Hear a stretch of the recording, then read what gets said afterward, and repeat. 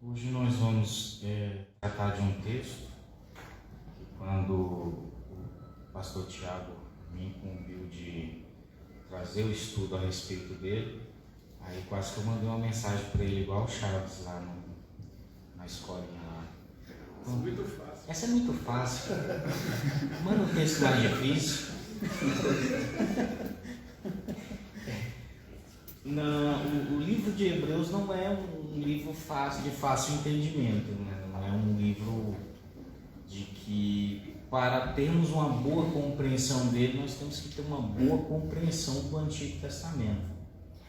Então, assim, é um livro um tanto quanto mais difícil de entendimento, mas um dos livros, como eu disse aqui, que os livros que mais me chamam a atenção na sua riqueza, todos são bastante ricos, tem muitas informações preciosas, mas assim, devido ao tamanho e à complexidade, eu acredito que o livro de Romanos, como eu havia dito outra vez, o livro de Isaías e o livro de Hebreus são livros interessantíssimos e de que a gente pode ali, vamos usar essa palavra, não sei se seria correto, mas garimpar e vamos conseguir muitos tesouros estudando esses livros, mas são difíceis, né? Esse é um livro, fazer uma breve introdução do livro, eu sempre gosto de fazer um deixo de fazer, porque para termos uma compreensão do que está, da mensagem que é ensinada em um livro, nós temos que ter um conhecimento daquilo que a gente chama de situação vivencial na teologia, daquilo que está acontecendo no momento da escrita, a situação ali da comunidade leitora e da pessoa que envia o texto. E aqui a gente precisa retirar as informações da história desse livro para saber ali o que estava acontecendo naquele momento. E quando a gente descobre qual é a intenção do autor, qual é a situação, o que estava acontecendo ali naquele momento.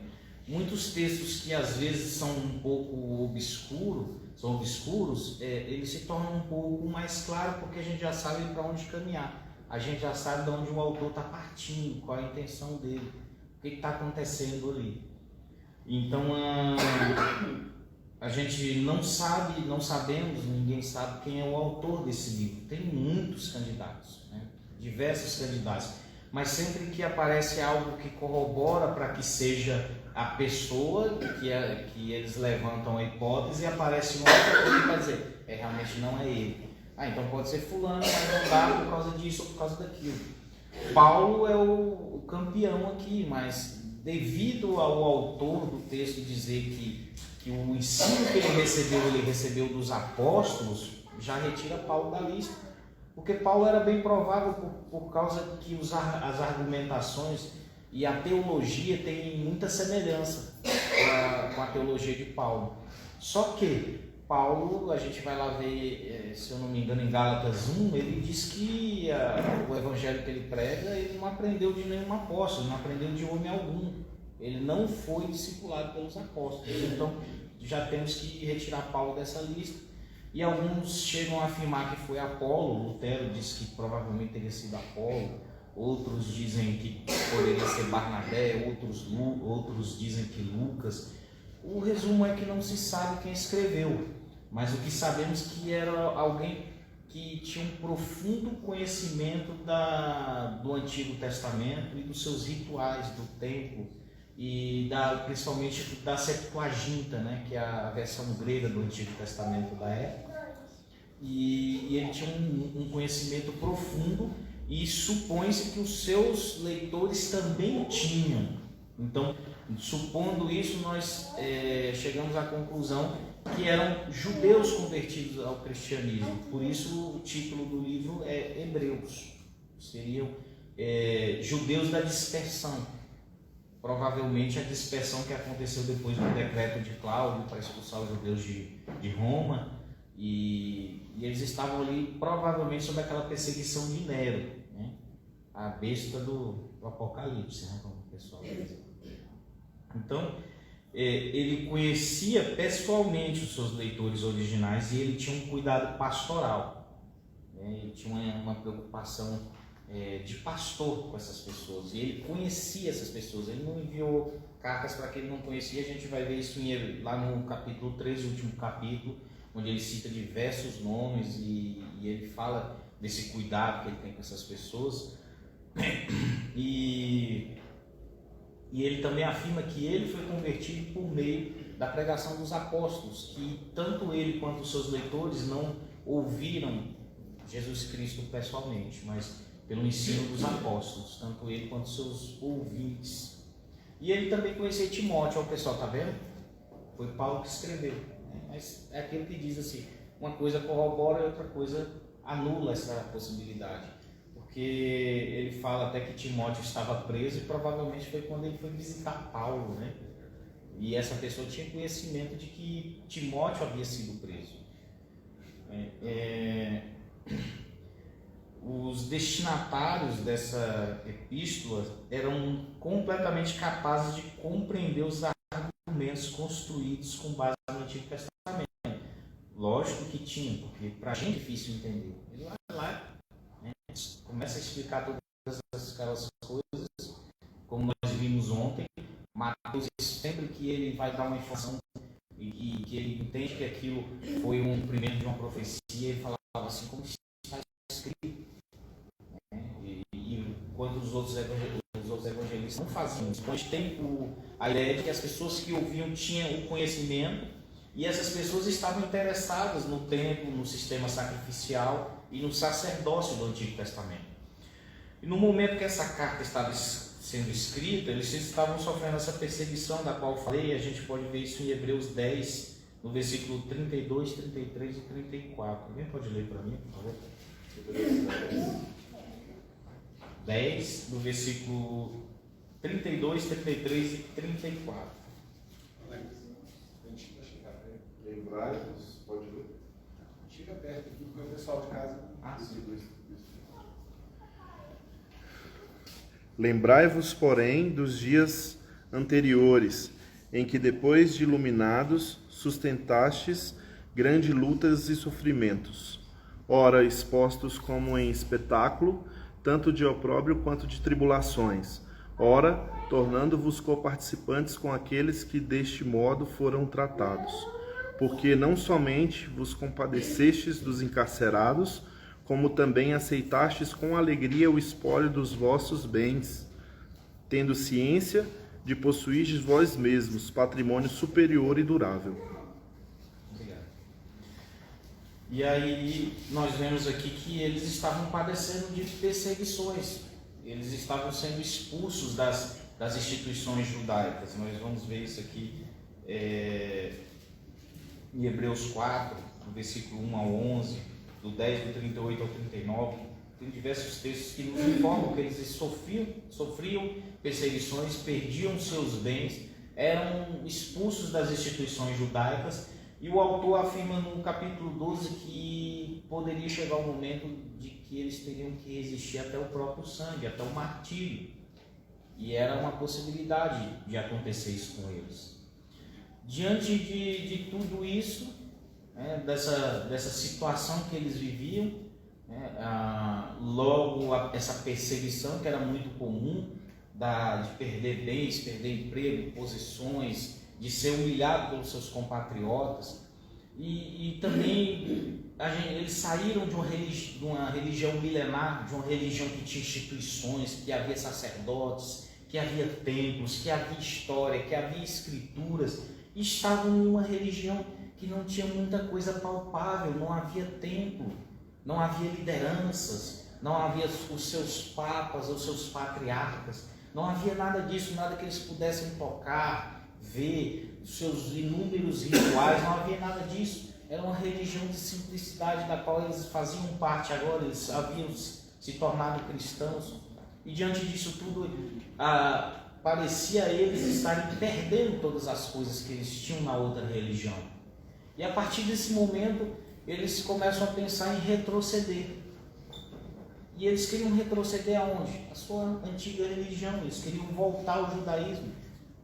Como eu ouvi um pastor pregando, ele falou, eles já estavam com as malas prontas e indo embora. E o autor de Hebreus escreveu: opa, espera, irmão, eu vou desistir, eu vou voltar atrás.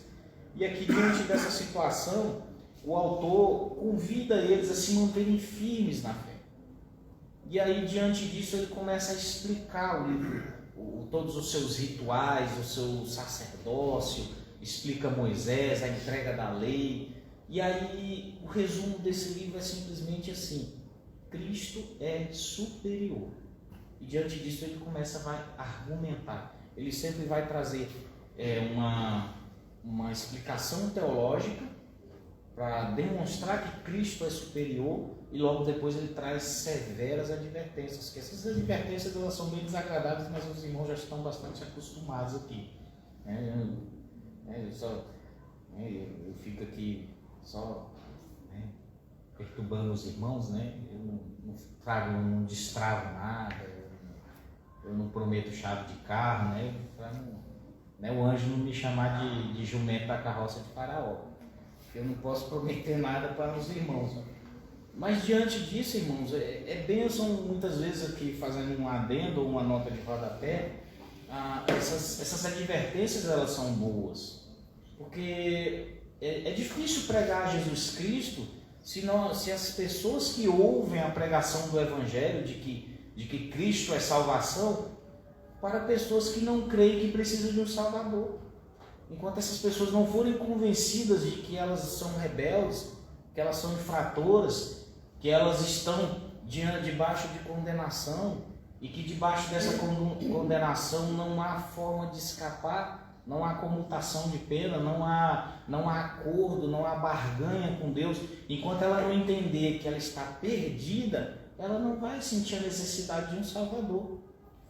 Então é necessário que primeiro nós preguemos a lei, o juízo e a ira, para logo em seguida nós pregarmos a graça e o amor. Então nós temos que estar sempre atentos. Diante disso, esses irmãos aqui que estavam na fé em Cristo, de repente começaram a pensar em retroceder. Então as advertências são desagradáveis. E diante dessas advertências, nós temos aqui vamos dizer assim, muita munição para aquele pessoal que acredita que possamos perder a salvação. Lógico que sempre temos essas chamadas ao arrependimento, as chamadas a que cumpramos a lei de Deus. É lógico, há avisos, há advertências. Olha, se vocês continuarem neste caminho, o caminho é de morte. Não quer dizer que vocês necessariamente irão para lá. Então o autor aqui avisa constantemente: o que vocês estão fazendo é bastante perigoso e vocês precisam entender para onde vocês estão voltando. Então ele diz assim: se mantenham firmes. Em Hebreus 3, no versículo 7, 8 e 9 diz assim: portanto, como diz o Espírito Santo, se ouvirdes hoje a sua voz, não endureçais os vossos corações como na provocação, no dia da tentação no deserto, onde vossos pais me tentaram, me provaram e viram por 40 anos as minhas obras.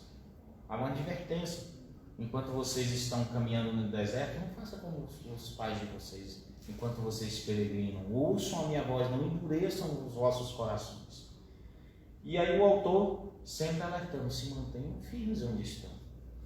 O autor da epístola ele faz uma construção argumentativa indicando que Jesus é o cumprimento do tempo, dos sacrifícios e do sacerdócio.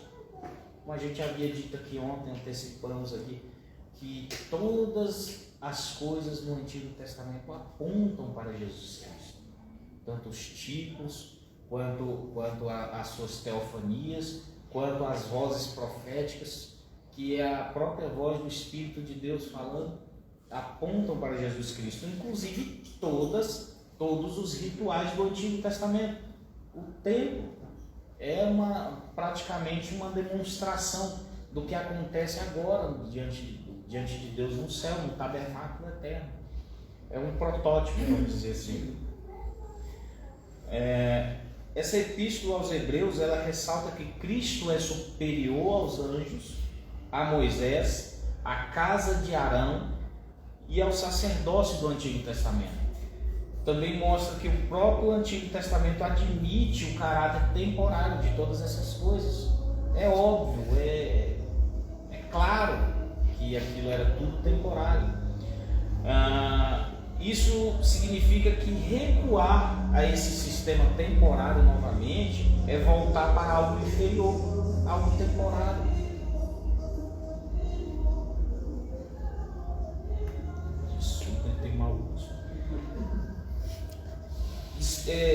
Vai recuar um sistema temporário, é voltar a algo inferior e desprezar a concretização da promessa já revelada em Cristo. Por fim, o autor faz um convite a essa perseverança. Então, meus irmãos, diante disso tudo aqui, um breve esboço do livro, aqui eu fiz uma introdução do livro, e um breve esboço aqui, porque eu tenho que me ater ao versículo 9, a gente podia ficar nesse livro aqui 2 anos, né? Mas, né? A gente conversa com o pastor para ele fazer. Então aqui eu vou falar brevemente sobre o esboço geral do livro e vou para o capítulo 9. Do capítulo 1, irmãos, do capítulo 1 e 2 basicamente está falando que Cristo é superior aos anjos. E aí logo ali no capítulo 1, o autor nem chega, não dá nem bom dia para essa comunidade leitora. Ele nem chega se apresentando, ele não faz nenhum tipo de saudação, nenhum tipo de introdução. Se os irmãos puderem ler para mim o capítulo 1, do versículo 1, 2 e 3, para mim, por favor. O autor já chega dizendo quem é Jesus Cristo para esses homens, para essa comunidade leitora. Havendo Deus outrora falado muitas vezes e de muitas maneiras aos pais pelos profetas, nesses últimos dias nos falou pelo Filho, a quem constitui o herdeiro de todas as coisas, pelo qual também fez o universo. Ele, que é o resplendor da glória e a expressão exata do seu ser, sustentando todas as coisas pela palavra do seu poder, depois de ter feito a purificação dos pecados, assentou-se à direita da majestade nas alturas, tendo-se tornado tão superior aos anjos quanto herdou o mais excelente nome do que eles. Aí ele já chegou, né, dando uma voadora no pessoal que estava lendo. Olha, eu vou falar aqui de Jesus Cristo. Esse Jesus Cristo é o próprio Deus, é o eterno. Ele é superior aos anjos. Ele não é só o criador de todas as coisas, mas ele também é o sustentador de todas as coisas. E ele não somente é um mensageiro, mas ele é a própria mensagem. Vocês têm que entender que ele é superior aos anjos, porque diante da tradição judaica eles entendiam que Moisés ali no Monte Sinai recebeu a revelação por meio de anjos. Por isso que eles vêm dizer, olha, Jesus Cristo é um mensageiro superior aos anjos.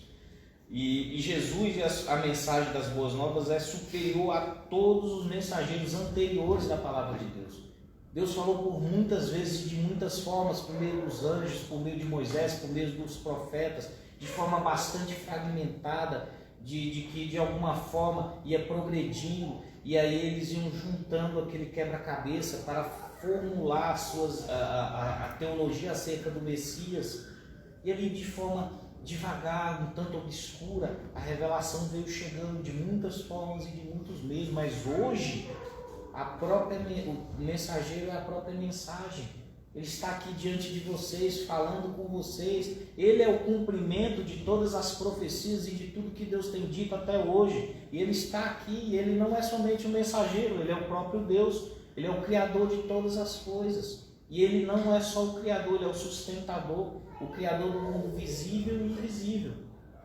Ele é superior aos anjos, e eles o autor vai explicando isso a essas pessoas que pensavam em retroceder de volta àquela religião que havia caducado.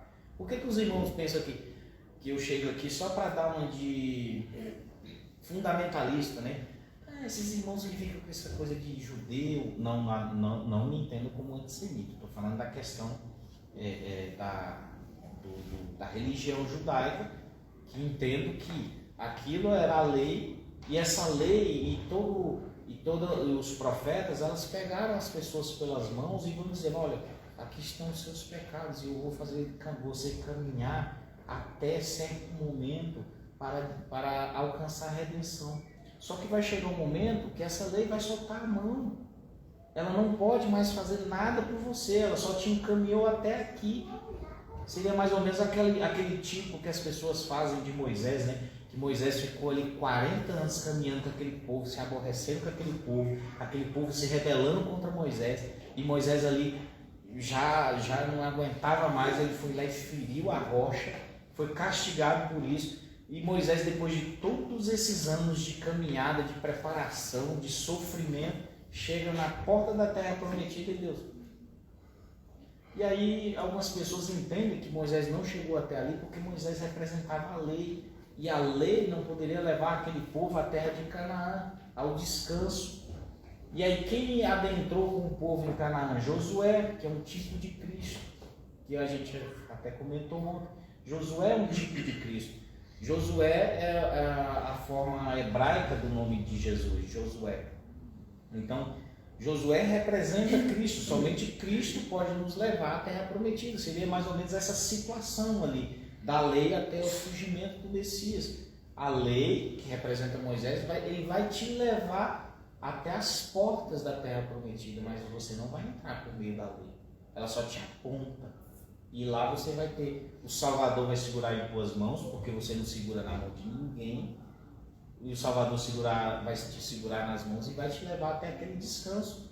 Só que nós vamos ver mais adiante, nesse mesmo livro aqui, que o autor diz, olha, Josué até levou aquele povo até Canaã, ao descanso, ao Shabat.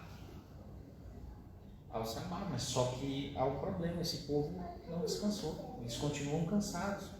É imperfeito, é só um símbolo, é só um tipo, é só um apontamento.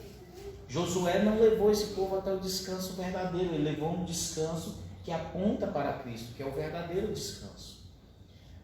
E logo em seguida, que ele, no capítulo 1 e 2, que ele diz, os anjos, Jesus Cristo é superior aos anjos que trouxeram a revelação até Moisés. Porque ele tem uma notícia boa, uma notícia superior.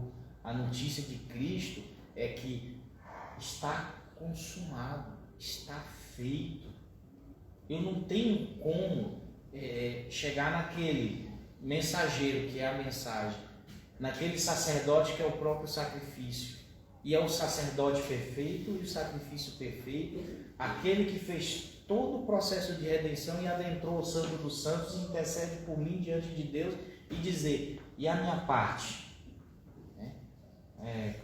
Como diz o pessoal aí, está escrito lá que na Bíblia, né, que faça a tua parte que eu te ajudo. Não vou dizer nem o nome do profeta, que vocês ficam gravando. Tem um processo, tem que dar processo. Então, assim, há uma advertência diante disso. Se vocês não entenderem que Jesus Cristo é um mensageiro superior aos anjos, ele diz assim, se Israel foi chamado para prestar atenção à mensagem entregue por anjos, quanto mais devemos prestar atenção à mensagem que foi anunciada pelo Filho de Deus. Vocês não estão prestando atenção no que Jesus Cristo ensinou a vocês?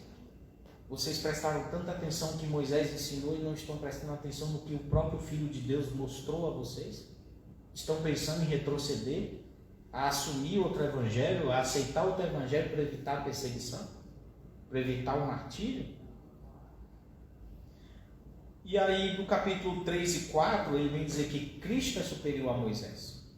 E aí ele diz assim, Moisés liderou o povo de Deus e construiu o tabernáculo. Eu estou dando um breve resumo, os irmãos leem o texto lá, é bem complicado, mas aí os irmãos voltam de novo, é complicado, o livro é um tanto complicado, mas depois que nós entendemos ele se torna bastante saboroso, vamos dizer assim, é um alimento muito rico.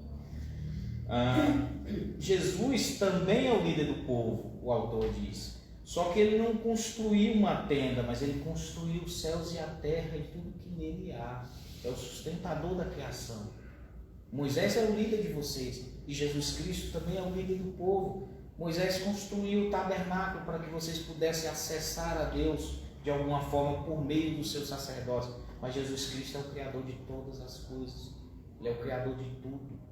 E aí ele traz uma advertência. Olha, se o povo no deserto que se rebelou contra Moisés perdeu a chance de entrar no descanso da terra prometida, imagine vocês se rebelando contra Jesus Cristo, que é muito maior e superior a Moisés. Imagine a consequência da desobediência a Cristo, do castigo que virá sobre vocês, daqueles que desobedeceram Moisés, que é bastante inferior a Jesus Cristo. Eles foram penalizados e não entraram na terra. E se vocês se rebelarem a Cristo, vocês também não entrarão no descanso eterno. E diante disso ele chega depois no capítulo 4 até o 7, ele vem falar que Cristo é superior a Arão. E aí ele diz assim, ó, os sacerdotes, eles são meros pecadores. Nós vamos ver no capítulo 9 que ele diz assim, que Jesus Cristo chegou diante do tabernáculo e ofereceu o próprio sangue. Os sacerdotes ofereciam sangue alheio e ofereciam sangue por si mesmo, porque eles também eram pecadores e eles faziam isso continuamente, dia após dia. Aquela fumaça dos animais que queimavam no holocausto, no templo, não parava um segundo, era fumaça o tempo inteiro dos holocaustos, dia após dia, dia após dia. Por quê? Porque o sangue de touros e de bodes não podem perdoar pecados. Simplesmente por isso é um sacrifício imperfeito. O sacerdote é imperfeito, o sacerdote é pecador. E aí surge um sumo sacerdote que é perfeito, que é Cristo. E ele vem dizer, Jesus é da ordem de Melquisedeque. Jesus não é da ordem de Arão, não é descendente de Arão e nem da tribo de Levi. Ele é um sacerdote segundo a ordem de Melquisedeque. E Melquisedeque, ele vai explicar que Abraão pagou o dízimo a Melquisedeque. E ele diz, olha, se Melquisedeque abençoou Abraão depois que Abraão pagou o dízimo, quem é maior, Abraão ou Melquisedeque? Melquisedeque é maior. Melquisedeque não tem nem genealogia, nem princípio de dias, nem fim de dias. Ele representa Jesus Cristo. E ele diz assim, Abraão, por meio de Abraão, a tribo de Levi, que seria essa tribo dos sacerdotes, pagou o dízimo a Melquisedeque. A ordem de Melquisedeque é superior à ordem da tribo de Levi. Jesus Cristo era da tribo de Judá. Mas por quê? O rei de Salém, além de sacerdote, também era rei, é um tipo de Cristo que eu havia falado aqui ontem. Então, há uma advertência diante disso. Rejeitar a Jesus é rejeitar a melhor e única chance de sermos totalmente reconciliados com Deus. Não há outra possibilidade de vocês. Os sacerdotes da descendência de Levi, os sacerdotes que fazem todo esse ritual que vocês praticam, são imperfeitos, o ritual é imperfeito, o ritual é, vamos dizer assim, ele não funciona, não é eficaz. Então, vocês estão perdendo a única chance de fazerem as pazes com Deus. A única chance que vocês tinham. Então, do capítulo 8 ao 10, ele vai falar que Cristo é superior ao ministério sacerdotal. E vai dizer que o sacrifício é suficiente, superior e único. Nós temos que entender que essa questão do sacrifício único, que nós vamos ver mais adiante, é um sacrifício perfeito, ele não pode ser repetido. Nós sabemos que tem pessoas que repetem, e repetem, e repetem, até a exaustão. Não há mais a necessidade de um sacrifício que já foi feito ser refeito novamente, porque se ele é refeito novamente, ele não é perfeito. Então, diante desse sacrifício, há uma advertência que rejeitar esse sacrifício perfeito é dar as costas ao perdão de Deus, e o sacrifício de Cristo é o fundamento da nova aliança mencionada pelos profetas. E aí, quando chega no capítulo 10 até o 12, há um chamado a perseverar na fé, onde nós vemos aquela lista dos heróis da fé, que é muito interessante, que ali nós vamos seguir esses modelos de fé, que diz que apesar do sofrimento e da perseguição, Deus não vai abandonar o seu povo. Essa é sempre a mensagem diante da perseguição. Quando pensamos estar abandonados, Deus diz, não estão. Não estão. E aí lá no capítulo 13 é uma conclusão.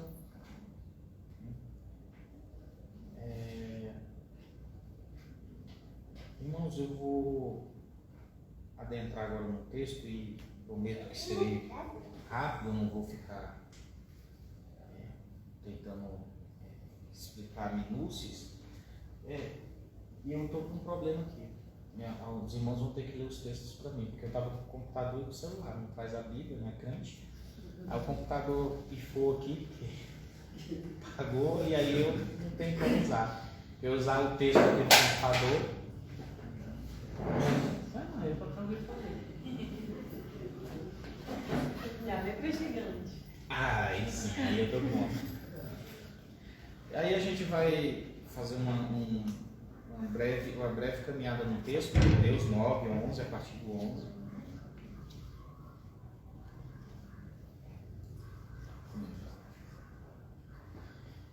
Diz assim o versículo 11: Mas vindo Cristo, sumo sacerdote dos bens futuros, por um maior e mais perfeito tabernáculo, não feito por mãos, isto é, não desta criação.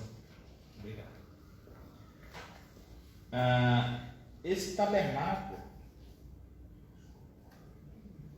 ele pode trazer algum significado, mas nesse caso aqui está falando do tabernáculo que há nos céus, não do corpo de Cristo. Esse tabernáculo de Cristo é mais perfeito, bem melhor do que o tabernáculo do Antigo Testamento. Esse tabernáculo, os irmãos, quando eu estava fazendo aqui aquele estudo de Isaías 6, quando fala ali que se encheu de fumaça o templo, ali, aquela visão que Isaías teve foi do templo. E o tabernáculo é um apontamento para ali onde o local de intercessão, onde Cristo está agora diante de Deus nos céus, um tabernáculo perfeito, eterno, celestial. É desse tabernáculo aqui que o autor de Hebreus está falando no versículo 11. Então esse tabernáculo é maior e mais perfeito, né? E é um tabernáculo que há esse apontamento. Se nós vamos ler os textos anteriores aqui, nós vamos perceber ali a entrada do templo, o pátio do templo, havia ali no pátio o altar de sacrifícios. Aquilo ali representa a cruz de Cristo. Quando você chega no pátio, você só pode adentrar o lugar santo se você passar por aquele lugar. E ali também tem a pia de bronze, né, com água para purificação. E ali tudo aponta para a história da redenção desse tabernáculo eterno. Ele diz assim, se você não entrar por aqui e passar pelo altar de sacrifício, o altar onde há derramamento de sangue, o altar que representa a cruz, você pode seguir a lei que você quiser, a religião que você quiser, fazer o que você quiser, os sacrifícios que você quiser, ter o nome que você quiser, as posses e as capacidades que você quiser. Se não for por meio da cruz de Cristo, você não pode adentrar o lugar santo, o lugar eterno. E isso representa os céus e representa a história da redenção. Algumas pessoas acreditam que por meio de religiões ou de capacidades ela pode se desviar da cruz e adentrar o lugar santo. E é por isso que antigamente o autor vai dizer aqui que nós só tínhamos acesso a Deus por meio desses rituais e por meio de um sacerdote. Eu tinha um mediador. Tem um pessoal aí que chama pastor de sacerdote. Não existe mais.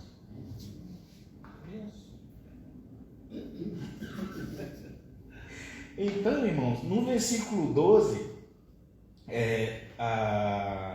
fala assim: nem por sangue de bodes e bezerros, mas por seu próprio sangue, entrou uma vez no santuário, havendo efetuado uma eterna redenção. Essa cerimônia sacrificial do sacerdote levítico, irmãos, ela é um tipo de redenção simbólica. Não podia resolver o nosso problema. era limitada e tinha que acontecer de forma recorrente. E ela alcançou para nós por meio de Cristo uma redenção eterna, e não por meio disso. Ela trazia ela trazia uma pureza externa e cerimonial.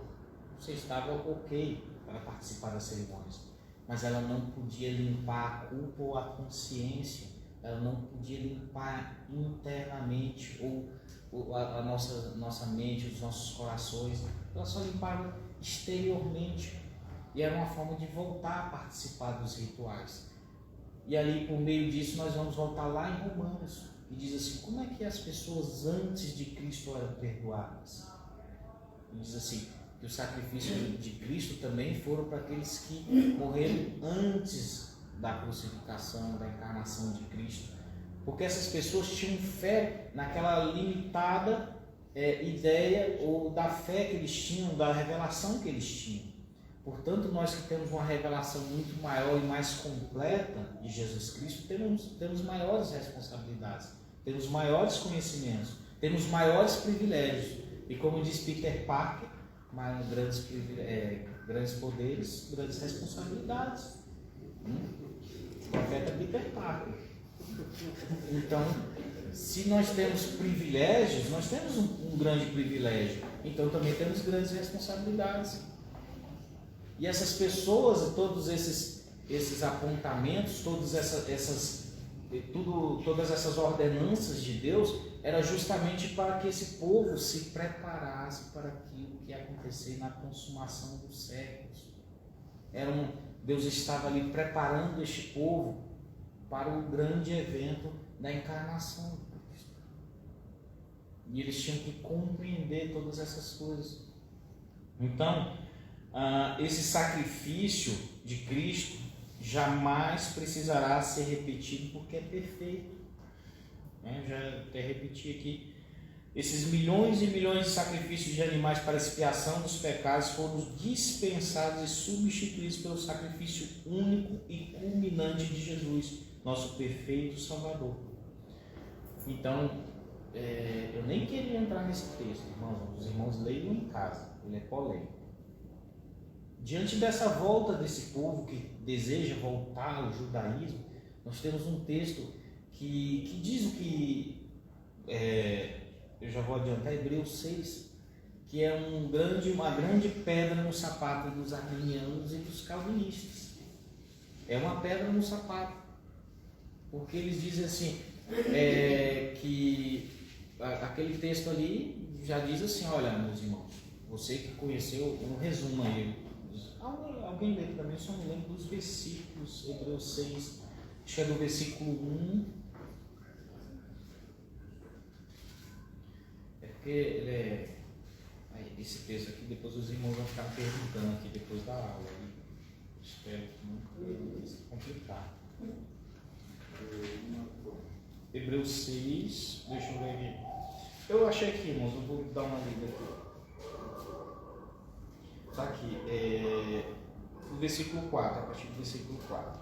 Porque é impossível que os que já uma vez foram iluminados e provaram o dom celestial e se fizeram participantes do Espírito Santo e provaram a boa palavra de Deus e as virtudes do século futuro e recaíram, sejam outra vez renovados para arrependimento, pois assim quanto a eles, de novo crucificam o Filho de Deus e o expõem ao vitupério.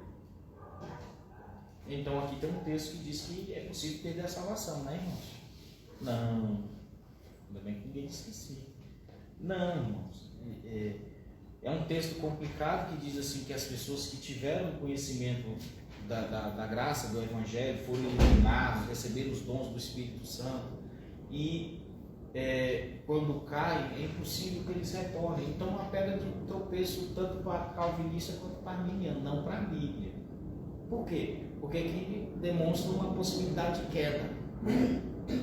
Aí o calvinista diz, não, esse pessoal chegou perto, mas não foi tanto, foi um pouquinho só. Ele passou perto, mas não se converteu. Não é isso que o texto diz. Mas mais adiante o arminiano é a flor que representa o arminianismo, é a margarida, né? Bem me quer, mal me quer, bem me quer, mal me quer, bem me quer, mal me quer. Então ele está salvo, ele volta, ele cai, ele levanta, ele cai, ele levanta. E aqui o texto diz que uma vez que você caiu, você não tem como se levantar novamente. Então arminianismo não é também.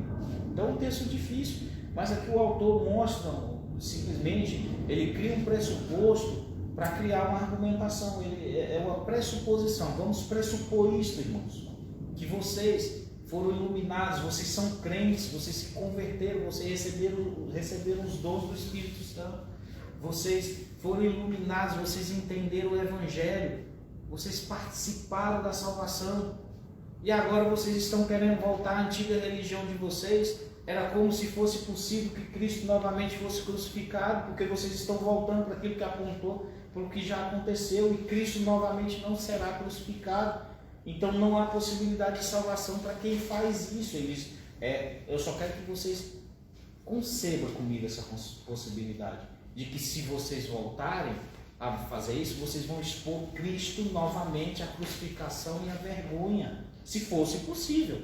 Eu só espero que vocês concebam essa possibilidade, e não que isso é possível. Mais adiante ele ainda vai dizer, mas de vós, ó amados, esperamos coisas melhores, coisas que acompanham a salvação, ainda que assim falemos. Ele vai pedir que as pessoas concebam essa possibilidade, não voltem, não retornem, porque se fosse possível que vocês retornassem, vocês que são crentes, retornar novamente essa antiga religião de vocês, é como se vocês pudessem imaginar a possibilidade de que Cristo novamente fizesse outro sacrifício. Então, o chamado do autor do livro de Hebreus é: não voltem, não recebam outro evangelho, ainda que seja anunciado por um anjo, não voltem àquilo que vocês receberam, não desistam disso, não voltem à antiga religião de vocês, não há método, não há atalhos. Tudo isso aí que apontou para Cristo e já foi consumado. Se vocês voltarem, é impossível que vocês possam ser salvos. Vocês estão voltando assim, vamos dizer, saindo de algo que é real, daquilo que é real, e voltando para uma sombra. Não façam isso. Isso, se nós pudermos aplicar para nós, para a nossa igreja, nós temos que nos manter fiéis ao Evangelho que é pregado. Nós temos que ficar atentos a retroceder ou mudar o caminho do Evangelho e achar que podemos de alguma forma substituir Cristo por outra coisa, porque Cristo é superior a todas as coisas, inclusive a todas as religiões que possam surgir ou que já surgiram. Cristo é suficiente, Cristo é superior, Cristo é melhor. Então aqui, irmãos, no versículo 13, ele diz assim: porque se sangue de touros e bodes e a cinza de uma novilha espazida sobre os imundos o santifica quanto à purificação da carne, quanto mais o sangue de Cristo, que pelo Espírito Eterno se ofereceu a si mesmo, imaculado a Deus, purificará as vossas consciências das obras mortas para servides ao Deus vivo. E aqui nós vimos que aqueles rituais antigos não podem curar um grande problema dos seres humanos, a culpa. Continuaremos culpados. É a culpa que nos adoece. A grande parte do que hoje é chamado de doença mental, grande parte, não digo todas, é causada por uma coisa chamada culpa. A culpa, ela aflige o ser humano. E aí, quando há o perdão de Cristo, o renovar de Cristo, a crença em Cristo, de crermos que Cristo perdoa os nossos pecados e retira as nossas culpas, tiramos aquela mochila pesada das costas. E esses rituais aí eram completamente mecânicos, completamente inúteis e ineficazes, mas que apontavam para aquilo que é eficaz, para Cristo. De acordo com a lei, o sangue de touros e bodes dos sacrifícios feitos no dia da expiação era um pagamento temporário pelo pecado do povo. Todo ano tinha que ser feito. Todo ano, em 12 prestações 10 prestações. Enquanto você for vivo, todo ano você vai ter que fazer. Todo ano. Já essa cinza dessa novilha misturada era para as pessoas que tocavam em cadáveres, né? E ela purificava essas pessoas. Isso aqui, o autor destaca que essas cerimônias alcançavam apenas o exterior e não o coração. No versículo 14, no versículo 15, diz assim: e por isso é mediador do Novo Testamento, para que, intervindo a morte para a remissão das transgressões que havia debaixo do Primeiro Testamento, os chamados recebam a promessa da herança eterna.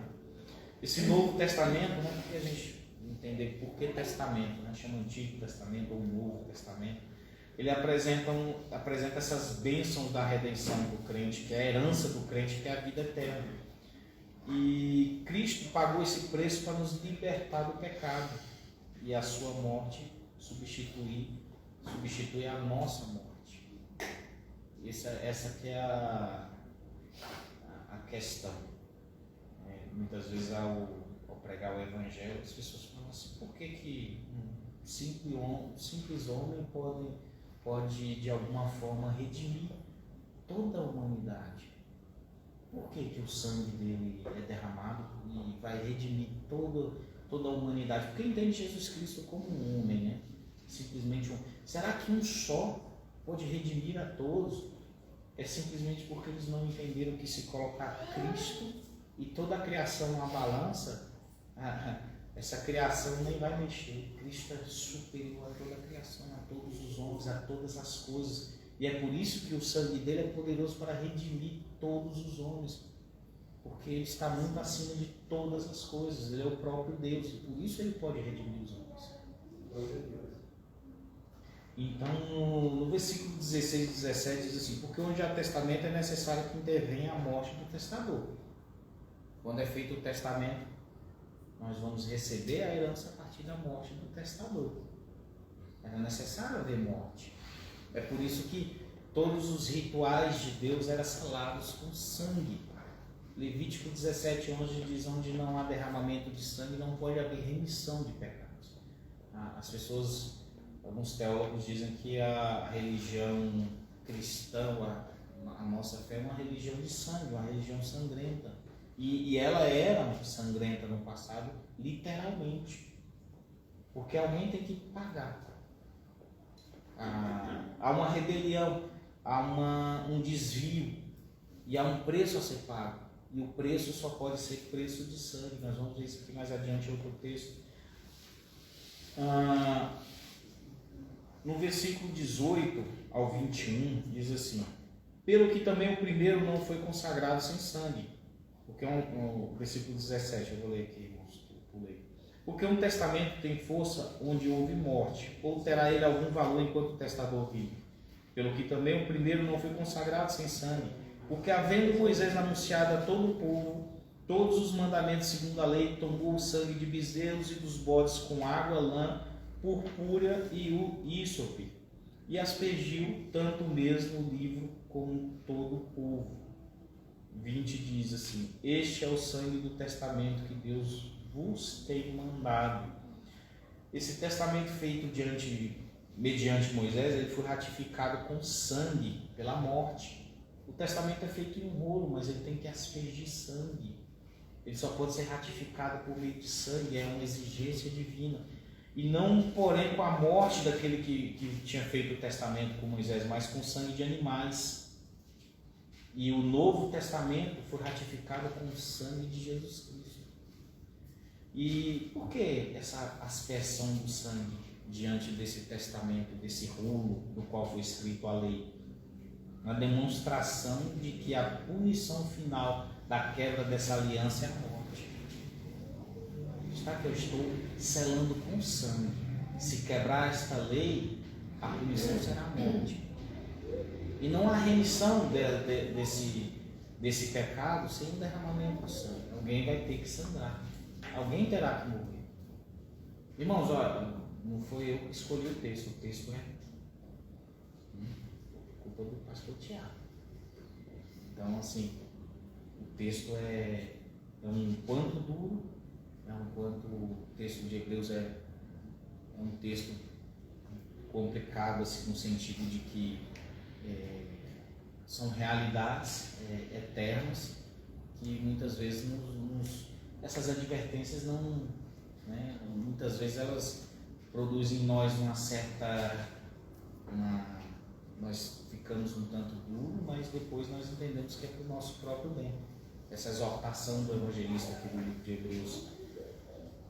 Então, irmãos, a partir do versículo 22, diz assim: quase todas as coisas segundo a lei se purificam por sangue, sem derramamento de sangue não há remissão. Esse aqui é o texto básico aqui, é essencial desse raciocínio aqui do autor de Hebreus. Sem derramamento de sangue não haverá remissão de pecados. E aí, se essas figuras tinham que ser purificadas pelo sangue, então um sacrifício ainda melhor é necessário para a realidade do verdadeiro santuário. E no versículo 24 diz assim: porque Cristo não entrou no santuário feito por mãos, figura do verdadeiro, porém no mesmo céu, para agora comparecer por nós perante a face de Deus.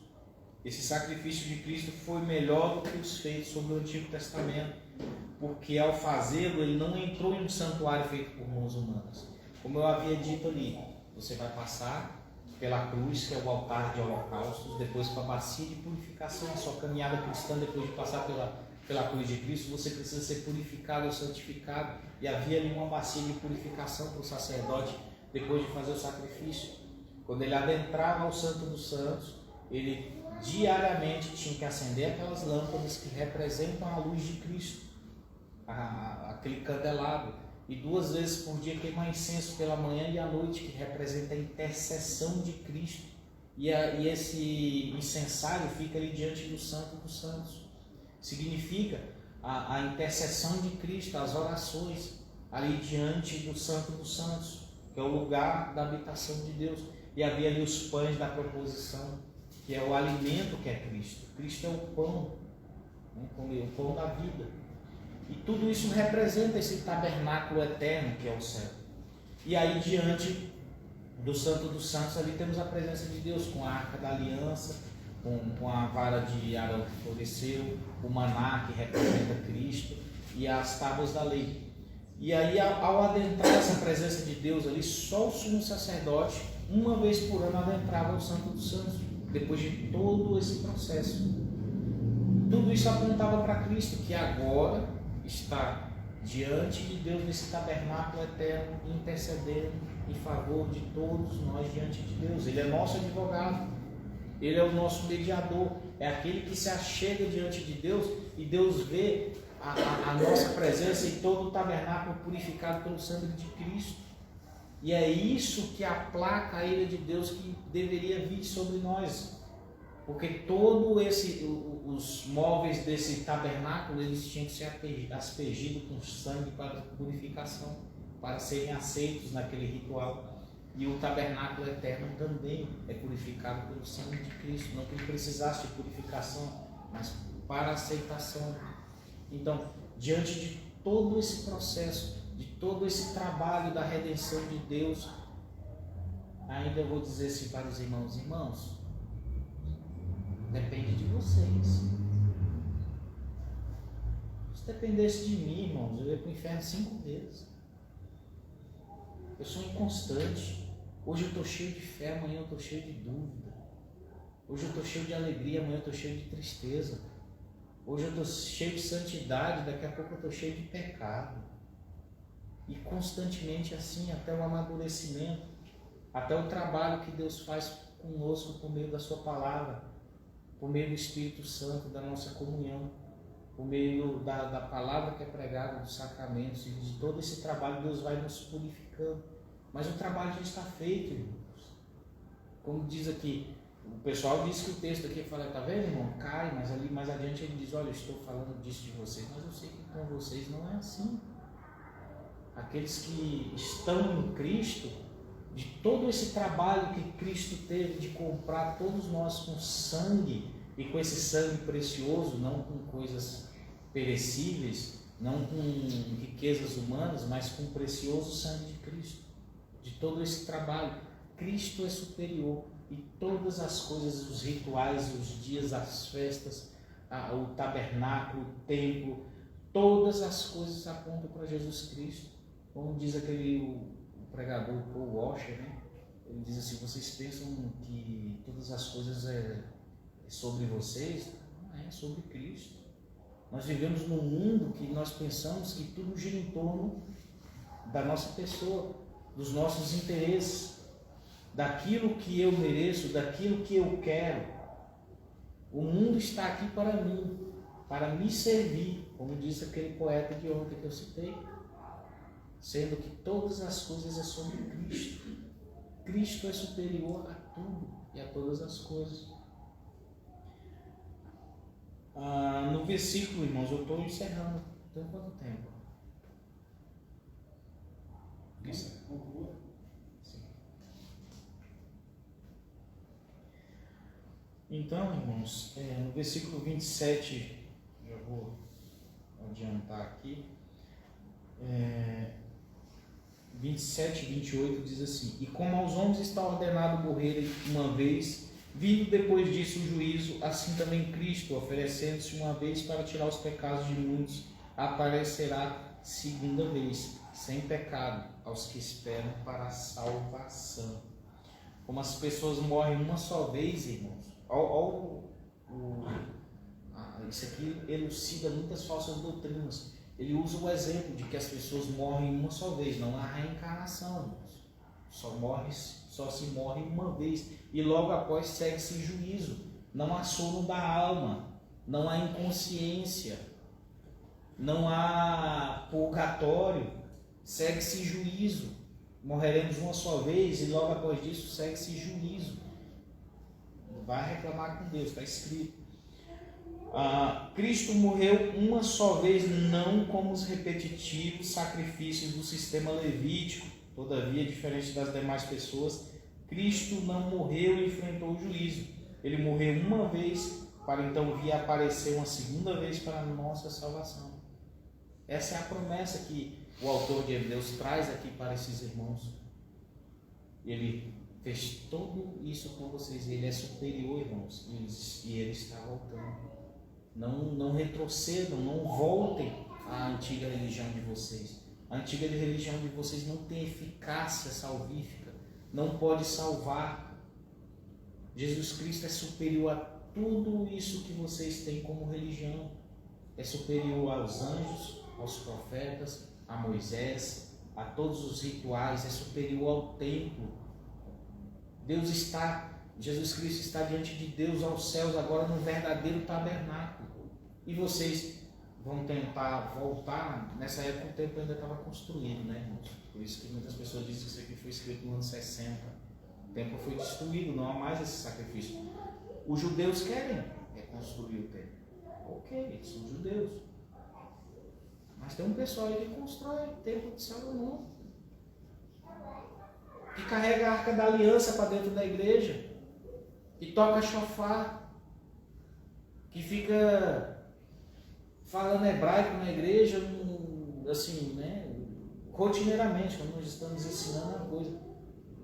Ficam voltando para as sombras porque pensam que isso é superior, pensam que isso é alguma espécie de erudição. Estou apontando para algo que já caducou, que não tem valor, que se nós pensarmos em retroceder nesse sentido, nós não temos salvação. Não há como. A não ser que eu creia que voltando lá, o Messias surgirá novamente para ser crucificado. É isso que o autor disse. Então, aqueles que esperam não são propriamente todos aqueles que se dizem crentes, mas somente os que se mantêm firmes. Como diz João, saiu do meio de nós porque não era do nosso. Tinha que se revelar. Então, irmãos, para encerrar, diante de todo essa exposição aqui, eu acho que para escrever isso aqui, só inspirado mesmo. Se eu escrevesse isso aqui, ia demorar 3 meses se eu não fizesse mais nada na vida, assim, para escrever um livro desse aqui. Com toda essa sabedoria, com toda essa informação. Algum irmão pode ler para mim Filipenses, do capítulo 2, do versículo 9, 10 e 11, para a gente encerrar.